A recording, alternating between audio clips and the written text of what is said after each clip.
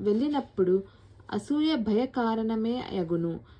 కాబట్టి ఎవరునూ అసూయను కలిగి ఉండకూడదు. దేవకి చిన్న చెల్లెలు అంటూ ఆమె పక్షాన వసుదేవుడు కంసునికి వినతి చేశాడు.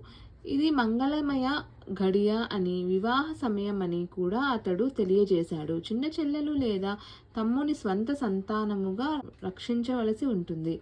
మొత్తము మీద పరిస్థితి ఎంత సున్నితంగా ఉన్నదంటే నీవు ఈమెను వధిస్తే అది నీ కీర్తికి భంగకరమే అవుతుంది అని వసుదేవుడు వాదించాడు.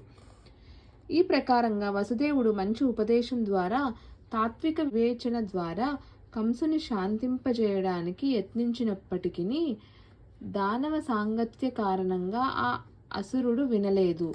ఉన్నత రాజవంశములో జన్మించినప్పటికీ దానవ సాంగత్యం వలన కంసుడు అసురుడుగా అయ్యాడు. అసురుడు మంచి మాటను లక్ష్యపెట్టడు.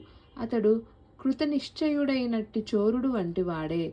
ఎంత నీతి ఉపదేశము చేసినను అది ఏమాత్రమూ పనిచేయదు.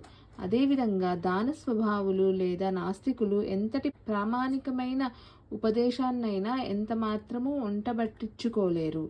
దేవతలకు దానవులకు భేదమిదే.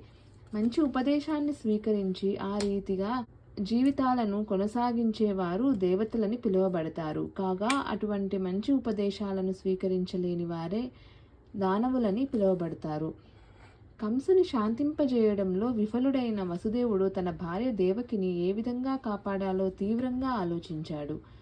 ప్రమాదము ఆసన్నమైనప్పుడు బుద్ధివంతుడైన వ్యక్తి సాధ్యమైనంత వరకు ఆ ప్రమాదకర పరిస్థితిని తప్పించుకోవడానికే ప్రయత్నించాలి.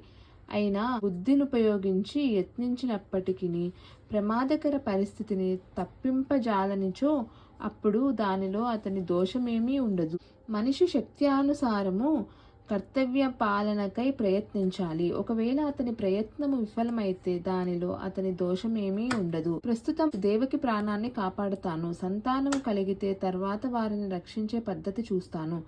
కంసుడు ఆలోచిస్తున్నట్లుగా అతనిని చంపే పుత్రుడే భవిష్యత్తులో జన్మిస్తే దేవకీదేవి ఆ పిల్లవాడు ఇద్దరూ సురక్షితంగానే ఉంటారు. వధ అచింత్యమైనది కదా. కానీ ప్రస్తుతము దేవకి ప్రాణాలను కాపాడతాను అని వసుదేవుడు మనసులో తన భార్యను గురించి ఆలోచించాడు. అడవిలో ఒకానొక వృక్షమే ప్రచండమగు దావాగ్నిలో ఏ విధంగా చిక్కుబడిపోతుందో చెప్పలేనట్లుగా జీవునికి ఒకానొక రకమైన దేహం ఏ విధంగా